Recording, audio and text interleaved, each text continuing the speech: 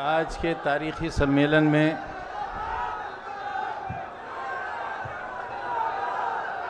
Samajwadi party के राष्ट्रीय अध्यक्ष चुने जाने पर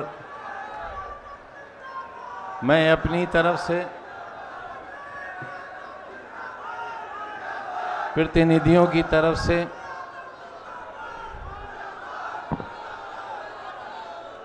अपने और आपके सभी के कल की उम्मीदों के एक ऐसे आफताब को मुबारकबाद देना चाहता हूं जिन्हें आज सब ने एक राय और एक आवाज से समाजवादी पार्टी का राष्ट्रीय अध्यक्ष चुना है। इस स्टेज पर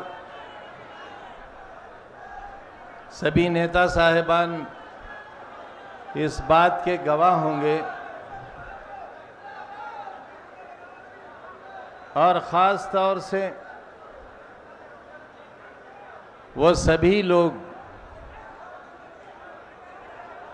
जो उस वक्त जब समाजवादी पार्टी का गठन हुआ था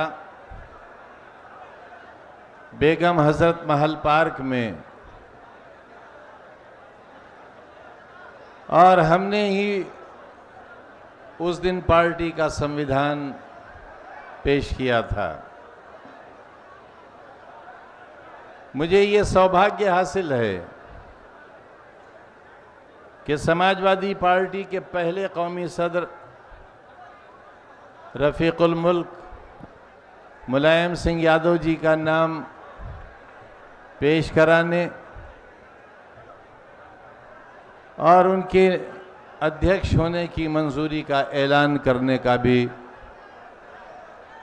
मुबारकबाद देने का सौभाग्य हासिल रहा है।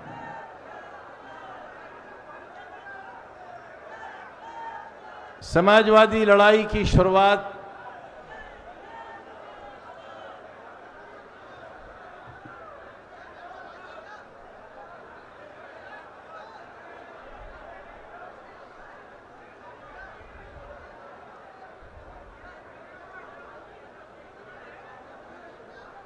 जहां से हुई थी,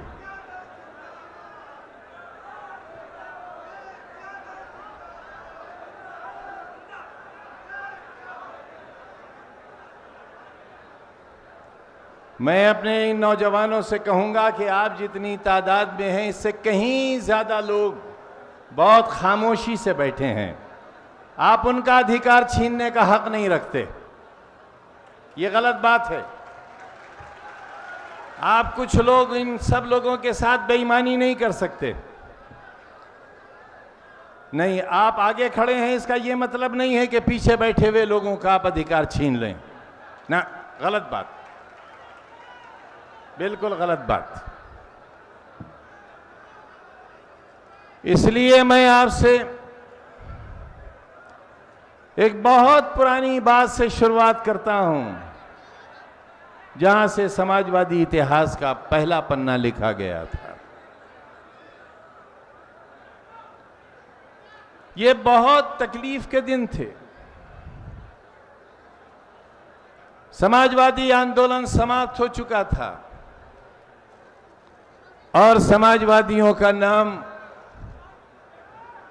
इतिहास के पन्नों से निकालने की साजिश थी और गर्द आ गई थी उस पर। तब मुलायम सिंह यादव जी ने हिम्मत की और बिहार से कपिल देव सिंह जी ने इस समाजवादी आंदोलन को दोबारा शुरू करने की कमर कसी। सारे लोग एक जगह हुए और ये वो जमाना था जब समाजवादी आंदोलन की शुरुआत हम सबके पसीने से शुरू हुई। ये कारवां जब आगे बढ़ा और 30 अक्टूबर 1990 आया उस वक्त तक ये आंदोलन खून में नहा चुका था और बेशुमार लोगों ने अपनी कुर्बानियां देकर इस आंदोलन को जिंदा रखने की कसम खाई थी। 30 अक्टूबर 1990 के बाद एक बहुत बड़ा दिन और एक बहुत बुरा दिन हिंदुस्तान की जमहूरियत ने देखा, और वो दिन था 6 दिसंबर 1992 का। लेकिन समाजवादियों, हमें आज भी अच्छी तरह याद है कि जब नेताजी की बुलाई हुई मीटिंग में, मुलायम सिंह यादव जी की बुलाई हुई मीटिंग में हमारे आंसू हमारी आंखों से निकलकर जमीन पर गिर रहे थे, उस वक्त खड़े होकर हमसे ये कहने वाला वो शख्स कि ये वक्त आंसू बहाने का नहीं है, ये वक्त तैयारी का है, ये वक्त एक नई लड़ाई का ऐलान करने का है। और तब एक बहुत पुराना शेर था, यकीन महकम अमल पे हम मोहब्बत फातह आलम, जिहादे जिंदगानी में ये है मोमिन की शमशीर। और ये ताकत लेकर समाजवादियों ने एक नया आंदोलन शुरू किया। समाजवादियों, तुम्हारा इतिहास मामूली इतिहास नहीं है। जमाना तुम्हारे इतिहास को नजरअंदाज नहीं कर सकेगा। और याद रहे, हिंदुस्तान की तमाम फाशिस्ट ताकतों को याद रहे,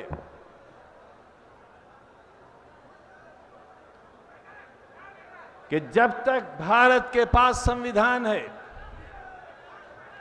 जब तक हिंदुस्तान एक दस्तूर से चलता है, हिंदुस्तान की रहने वाली दूसरी बड़ी आबादी के साथ अन्याय का मतलब देश के आने वाले कल के साथ खिलवाड़ करना होगा। या तो दस्तूर खत्म हो,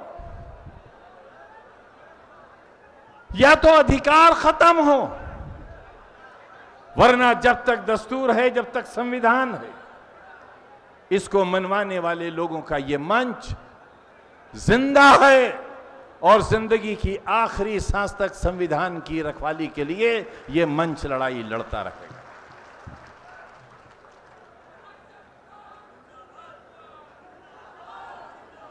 हालात ये हुए हैं दोस्तों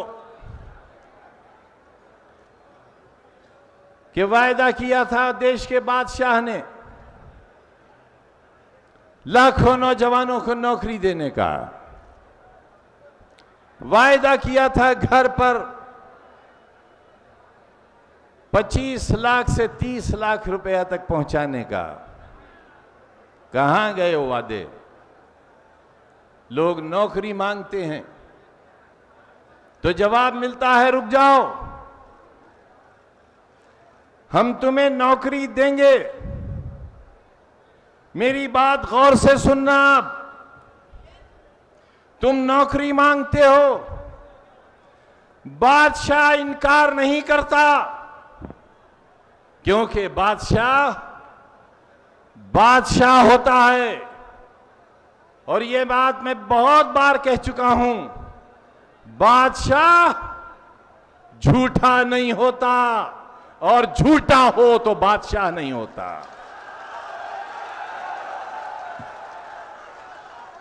बादशाह बादशाह है 130 करोड़ हिंदुस्तान के बादशाह से। जब भूखे पेट रोटी मांगते हैं,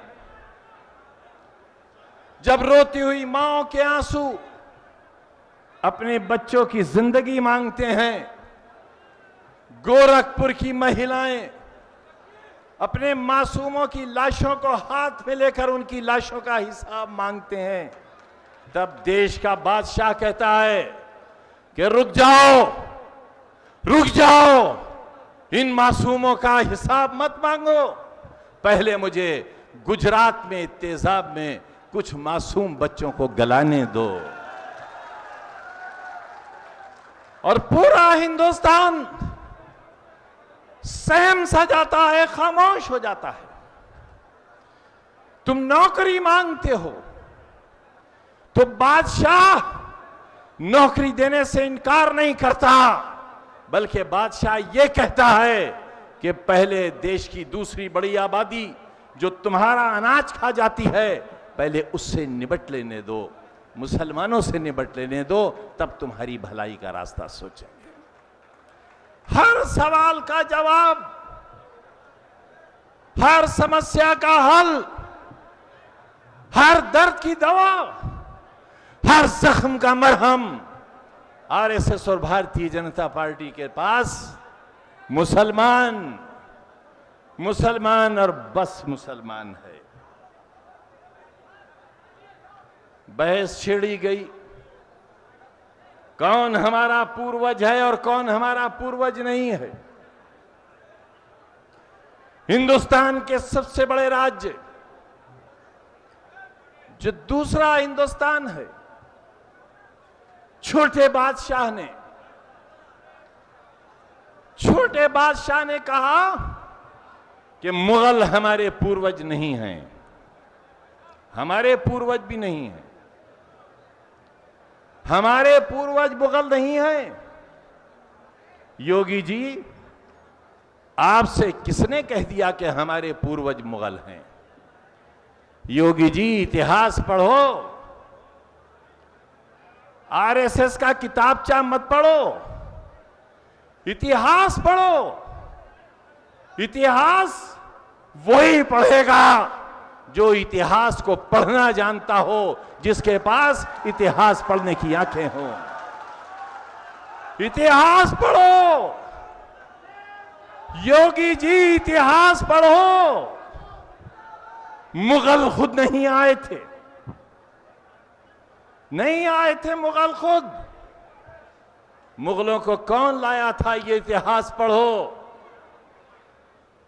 अकबर महान थे या नहीं थे, आज इसकी बहस का दिन नहीं है, लेकिन योगी जी ये बताओ, अकबर के सिपहसालार मान सिंह क्यों हुए थे? बताओ, हम जानना चाहते हैं कौन थे मान सिंह। जोधाबाई से उनका क्या रिश्ता था जो आपकी पत्नी थी? बताओ योगी जी। हमारे पूर्वज नहीं थे मुगल, ना कल हमारे पूर्वज थे, ना आज हैं, ना कल होंगे। हमने आपके सामने 1000 बार कहा है कि हमें हमारा दीन, हमारा कुरान, हमारी हदीस, हमारे नबी का फरमान है, खबरदार किसी के मजहबी पेशवा का अपमान मत करो।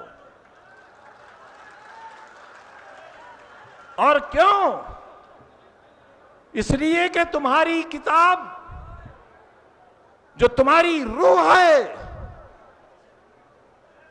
1500 बरस के बाद भी उसका एक नुक्ता न कम हुआ है, न एक नुक्ता बढ़ सका है, एक नुक्ता भी।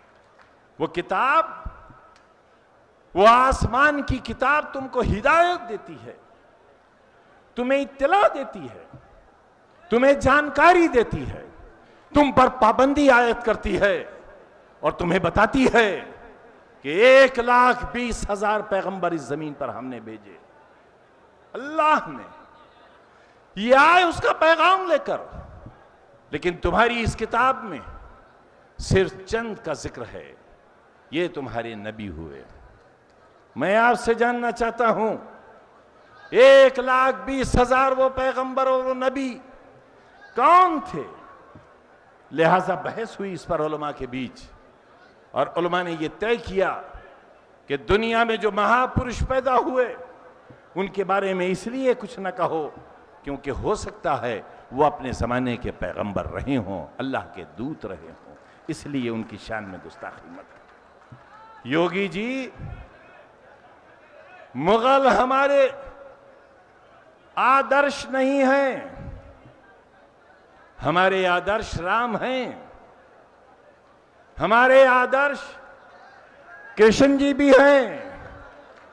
लेकिन योगी जी, हिंदुस्तान की दूसरी आबादी आपसे जानना चाहती है, बताइए मोहम्मद साहब आपके आदर्श हैं या नहीं हैं? हजरत इमाम हुसैन आपके आदर्श हैं या नहीं हैं? बताओ योगी जी, बताओ। हजरत ईसा मसीह आपके आदर्श हैं या नहीं हैं? सुल्तान सलाहुद्दीन अय्यूबी, जिसने समंदर के किनारे अपनी फौजों से कहा कि कश्तियों को आग लगा दो, आग लगा दी कश्तियों को। सामने दुश्मन था, बहुत ताकतवर दुश्मन था, और बहुत मामूली सी ताकत की फौज खड़ी थी। और सुल्तान सलाहुद्दीन अय्यूबी ने कहा कि सुनो, तुम्हारे पास पैगाम हक है और तुम्हारा यह ईमान है कि तुम्हारी जिंदगी का मालिक वो है जिसके लिए आज तुम मैदान अमल में निकले हो। एक तरफ समंदर है, दूसरी तरफ तुम्हारा दुश्मन है, इधर भी मौत है, उधर भी मौत है। ये बुज़दिली की मौत है और वो शहादत है। बताओ कौन सा रास्ता इख्तियार करोगे? बताओ योगी जी, आप इन्हें अपना आदर्श मानते हो या नहीं मानते हो? हमने बता दिया कि हम बापू को अपना आदर्श मानते हैं, लेकिन नाथूराम गोडसे को हम बापू का कातिल मानते हैं। नाथूराम गोडसे हमारे आदर्श नहीं हैं। इसलिए समाजवादियों, बहुत कठिन घड़ी है। तुम्हारी जिंदगी बहुत बुरे हालात से गुजर रही है। मैं अपने नौजवान कायद से, समाजवादी पार्टी के राष्ट्रीय अध्यक्ष से यह कहने आया हूं कि आज आप दूसरी बार राष्ट्रीय अध्यक्ष हुए हो, लेकिन सच्चाई यह है कि आज आपने हमारे दिलों पर हुकूमत की शुरुआत की है। कल आप उस वक्त राष्ट्रीय अध्यक्ष हुए थे जब आपकी सरकार थी, जब आपके पास ताकत थी, जब आपके एक हुक्म पर बहुत कुछ बदल जाया करता था। लेकिन आज ये तमाम लोग वो हैं जो आपके एक हुक्म पर अपने खून की बूंदें छिड़कने के लिए तैयार हैं।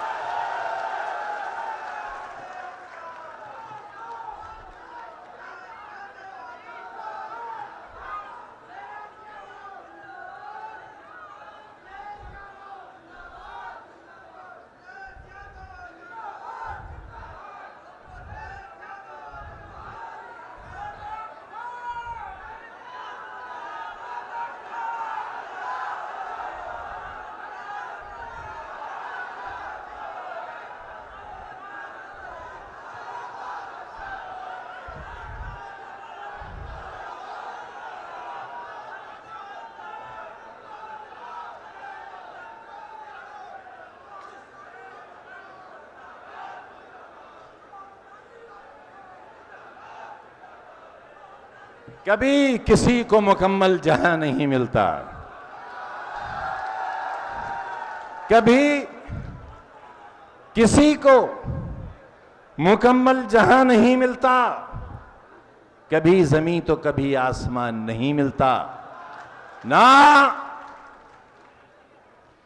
मैं गुरु जी से मिसरा पूछ कर आया हूं ना, यकीन हो मकम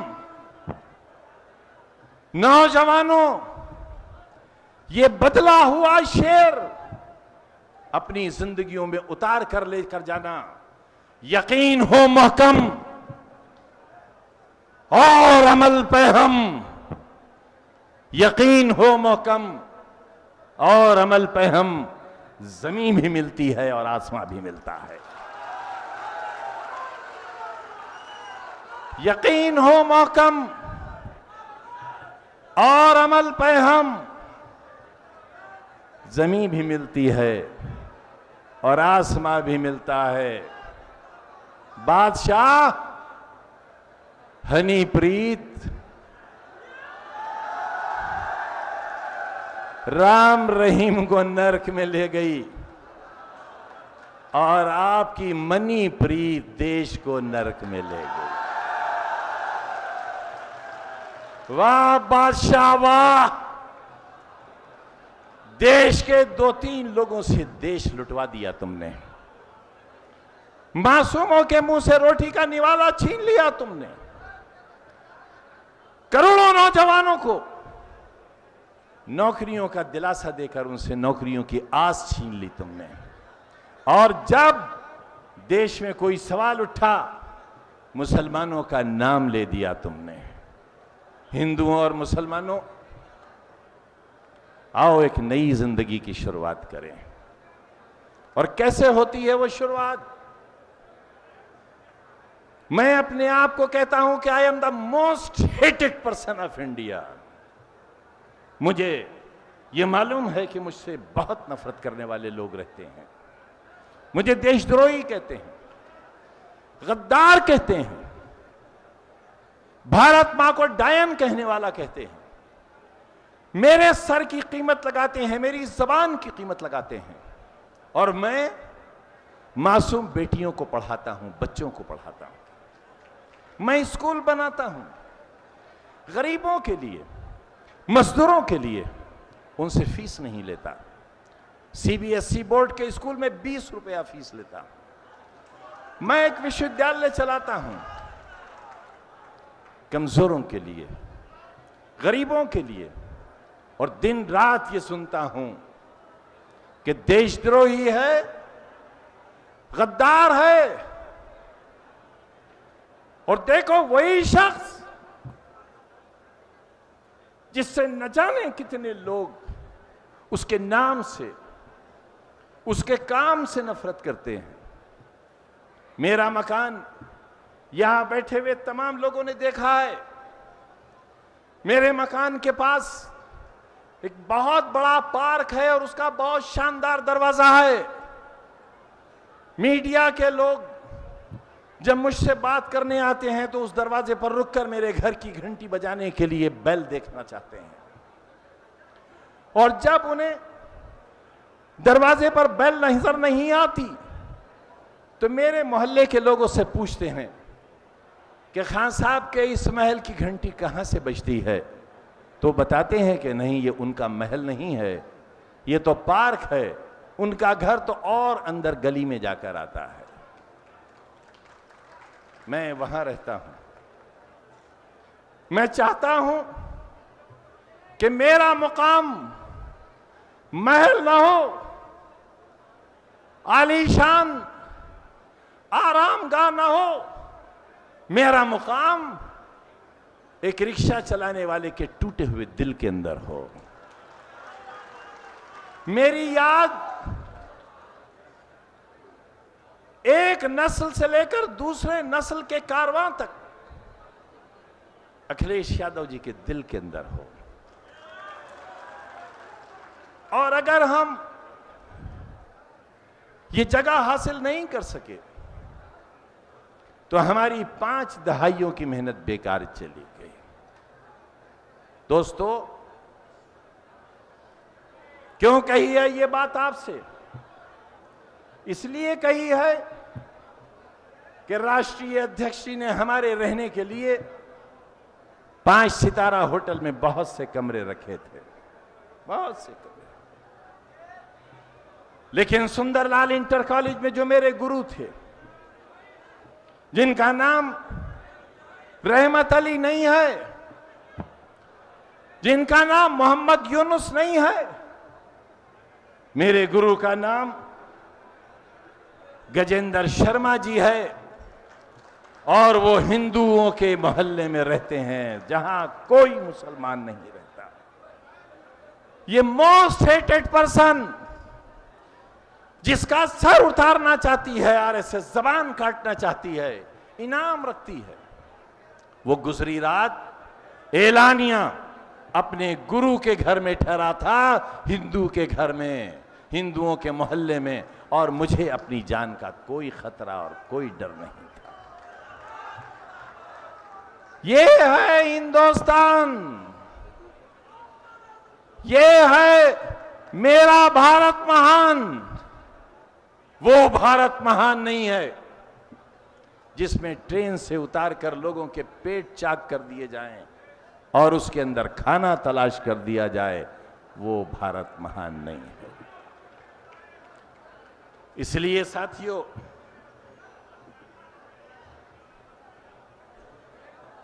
हम आज के सम्मेलन को अपनी मंजिल की शुरुआत मानते हैं। हम बहुत दुखी मन से आते हैं आपके बीच। हम बेहिस इंसान नहीं हैं। हमें मालूम है कि राष्ट्रीय अध्यक्ष का दिल कितना भारी है। आज जिस महान व्यक्ति को आज यहां होना चाहिए था, उनकी खैर मौजूदगी आज सभी के दिलों पर बहुत भारी है। लेकिन अजीजों, कुछ सवालों का जवाब हमें आपसे भी चाहिए और हम अपने राष्ट्रीय अध्यक्ष से भी कहना चाहते हैं, ये हम अपनी अर्जदाश्त, अपना गम, अपनी उमंग, अपनी उम्मीद हम आपके दरमियान बिलाना चाहते हैं। और एक बार फिर राज्य सम्मेलन की उस बात को हम आपके बीच रखना चाहते हैं कि हमारे दिल का जख्म बह रहा है। इसे नासूर बनने से रोकिए। हिंदुस्तान की आजादी के 70 साल, आजादी के सपने के बाद के 70 साल हमारे लिए सुकून के 70 बरस नहीं थे। अखिलेश जी, हिंदुस्तान की दूसरी आबादी का दर्द महसूस करें आप। मेरे बड़े भाइयों, मेरी टोपी की लाज रखो आप। ये दस्तार अगर गिर गई तो देश महान नहीं रह जाएगा। टीपू सुल्तान की कुर्बानी और अशफाकुल्लाह खां की कुर्बानी पर इतिहास क्या कहेगा, आप सोचो। मैं आज ये दर्द एक बार फिर दोहराना चाहता हूं। बहुत कुछ गिर गया और जो गिराने का इरादा है उसे बचा लो आप। बहुत बड़ी ताकत आपके पीछे खड़ी है, शायद आपको उस ताकत का अंदाजा नहीं है। उत्तर प्रदेश की सरकार बहुत कुछ करने के बाद आपने खो दी, ये सच है। लेकिन जो सरकार है वो सरकार नहीं है, वो सरकश सरकार है। उस सरकार से किसी को इत्तेफाक नहीं है। उस सरकार की आम इंसानों के बीच कोई मान्यता नहीं है। आप इस सच से भी वाकिफ हो। 6 महीने गुजरने के बाद भी वो सरकार ये नहीं बता सकी कि वो भी सरकार है। इसलिए अखिलेश जी, हमारे नौजवान, कल की उम्मीद, हमारे अरमान, हमारी आस, 130 करोड़ हिंदुस्तान के धड़कते हुए दिल की धड़कन से कहना चाहता हूं कि संभालो बागडोर। खौफ, डर, कल क्या होगा, सीबीआई की जांच, ये सब आपके इरादों को, आपके मजबूत कदम को रोक नहीं सकती। सबक लो समाजवादियों, बिहार से सबक लो। लालू यादव जी पर कौन सा सितम नहीं ढाया गया। लेकिन सीबीआई और ईडी का खौफ लालू यादव जी के कदमों को डगमगाने में कामयाब नहीं हो सका। और याद रखो, जुल्म फिर जुल्म है, बढ़ता है तो मिट जाता है।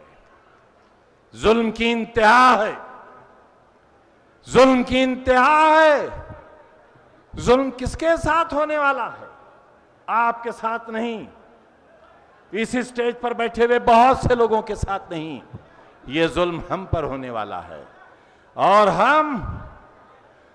हम जानते हैं कि हमारे साथ जुल्म होने वाला है। हम जानते हैं कि आने वाला चुनाव और उसकी इबारत हमारे खून से, हमारे लहू से लिखी जा सकती है। हम ये जानते हैं कि गुजरात अपनी सरहदें तोड़कर बाहर निकल सकता है, ये हम जानते हैं। लेकिन याद रहे फाशिस्टों, तुमको भी याद रहे, तुमको भी याद रहे, और ये सबक हमको भी याद रहे कि खून के धब्बे, मासूमों की चीखें और बेवाहों की आहें हमसे हिंदुस्तान की मोहब्बत का आज़म छीन नहीं सकती। हम कल भी हिंदुस्तानी थे, हम आज भी हिंदुस्तानी हैं। और याद रखो फाशिस्टों, जिस तरह मोहम्मद अली जौहर यूनिवर्सिटी को पाकिस्तान नहीं ले जाया जा सकता, उसी तरह आजम खां और इस देश में रहने वाले करोड़ों इंसानों को पाकिस्तान नहीं ले जाया जा सकता। ये वतन हमारा है, हमारा है, हमारे पूर्वजों का है ये वतन। इस वतन से हमें बेदखल नहीं किया जा सकता। और जब हमें इस वतन से बेदखल नहीं किया जा सकता, मैं तो ये कह चुका हूं कि अगर हमारी वजह से देश को कोई परेशानी है, लगता है मोदी जी आपको कि हमारे वोट से सरकारें बदल जाती हैं, हिम्मत करो, हिम्मत करो। बादशाह, चुनौती देकर कहता हूं, हिम्मत करो बादशाह, मुसलमानों से वोट का अधिकार छीन लो, छीन लो अधिकार। और यह भी चुनौती से कहता हूं कि जिस दिन भारत के मुसलमानों से उनके वोट का अधिकार छीन लोगे, उस दिन तुम्हारे हाथ में सत्ता नहीं रह जाएगी, हरगिज़ नहीं रह। मजबूर मत करो हमें जहर खाने के लिए, बादशाह मजबूर मत करो। रोहिंग्या मुसलमानों की वजह से हमारे ऊपर किसी जुल्म का मंसूबा तैयार मत करो। बताओ, पत्रकार लंकेश की हत्या क्यों हुई और उसका हत्यारा कौन है, बताओ। और ये कैमरे वालों, हमसे बहुत प्रेम करते हो आप, सारा दिन एक टीवी है जिसके साथ अंग्रेजी में हिंदुस्तान का नाम लिखा हुआ आता है, टाई लगाते हैं उसके मालिक साहब, टाई लगाते हैं और मेडिकल कॉलेजों का अपने दलालों से सौदा कराते हैं। एक चैनल है जिस पर एक बहुत सुंदर व्यक्ति सारा दिन उपदेश देते हैं जैसे कोई महात्मा हो। 500 करोड़ की दलाली में 6 महीने जेल काट कर आए हैं। ये उपदेश देने वालों, हमारे पास तो 1 मिनट का इश्तिहार देने का भी पैसा नहीं है, लेकिन ये हमारा सौभाग्य है, आपके चैनल सारा दिन हमें गाली देते हैं। हम कहते हैं खूब गाली दो, यूं कि जब तुम गाली देते हो तो मेरा कमजोर रिक्शा वाला कहता है शाबाश आजम खान, शाबाश। मैं कहता हूं खूब गाली दो, जितनी तुम गाली देते हो उतनी मेरे कमजोर हाथ की मुट्ठियां मजबूत होती हैं। मेरी तारीफ मत कर देना, मेरी तारीफ करोगे तो ये बंद मुट्ठियां खुल जाएंगी और मेरा कमजोर पत्थर तोड़ने वाला कहेगा कि चैनल बिका था, अब खान भी बिक गया।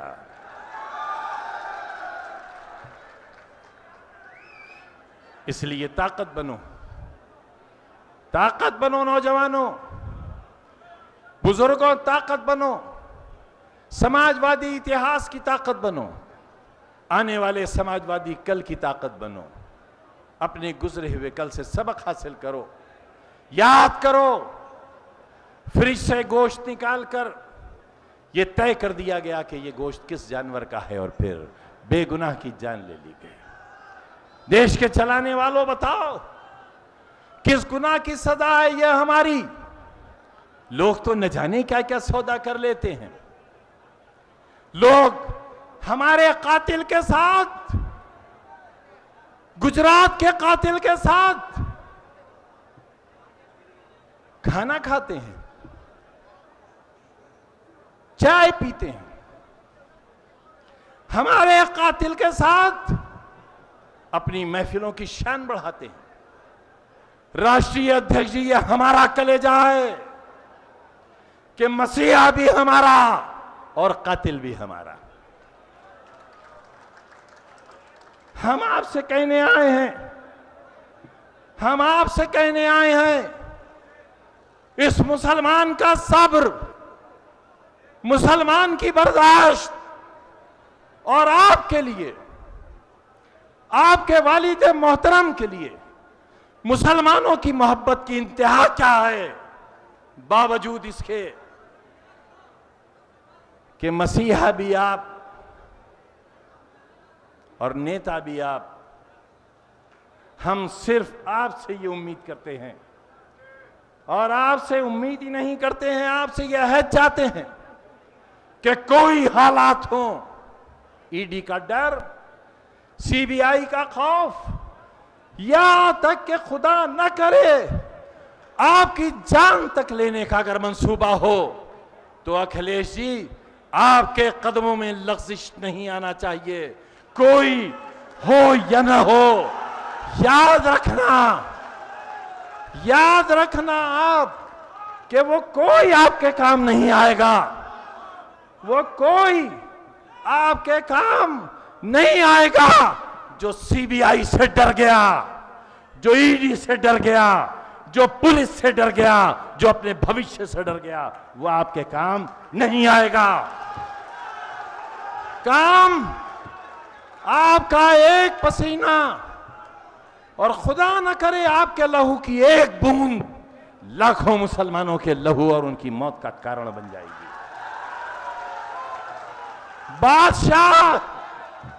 बादशाह याद रहे, सिर्फ हिंदुस्तान की आंखें नहीं हैं जो इतिहास देख रही हैं, पूरी दुनिया की आंखें खुली हुई हैं और पूरी दुनिया ये जानती है कि डीमोनेटाइजेशन के नाम पर और हम कमजोरों के साथ जुल्म के नाम पर हिंदुस्तान की पूरी दुनिया में क्या हैसियत है। मत बदनाम करो। और नौजवानों, तमाम राजनीतिक दलों पर नजर डालो।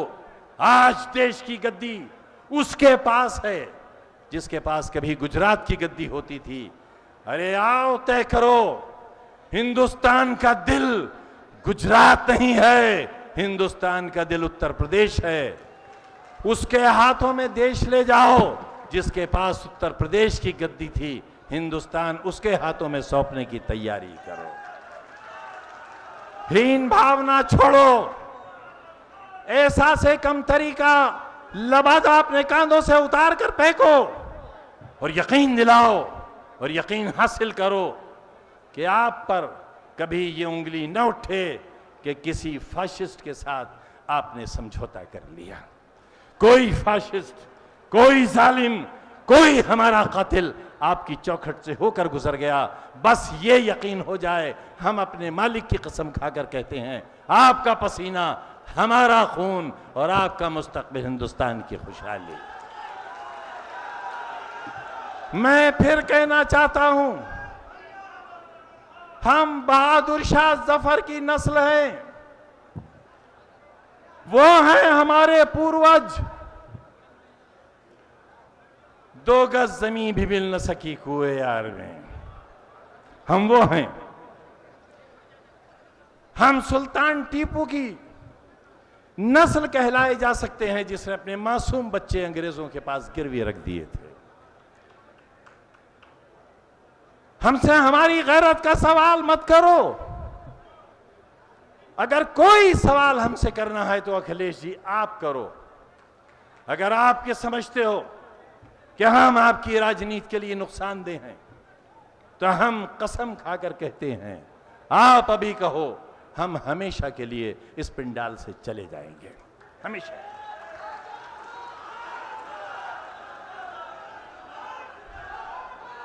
हमने जवानी की, अपनी जवानी की तस्वीर के साथ आज तक का लंबा सफर आपके साथ तय किया है। हमें आपके बहुत अच्छी बातें याद हैं। हमें याद है जब मोहतरम मुलायम सिंह यादव जी का जन्मदिन मनाया गया था और आप तशरीफ लाए थे, वो दिन हमें याद है। हमारी यूनिवर्सिटी का इफ्तिताह किया था, वो दिन याद है। मेडिकल कॉलेज का संग बुनियाद रखा था, याद है। बहुत कुछ आपने हमको दिया। हमें सब याद है, हमें सब याद है। और जब हमें अखिलेश जी ये याद है, तो हमें ये भी याद है कि हमें आपके साथ रहना चाहिए। हमें आपकी बहुत सी खूबियां याद हैं। हम शमशान का जिक्र नहीं कर रहे हैं। हमें याद है कब्रिस्तान की दीवारें आपने बनवाई हैं। हमें याद है हमारे रोते हुए बच्चों के आंसू आपने पोंछे हैं, उनकी शिक्षा का इंतजाम आपने किया है, हमें याद है।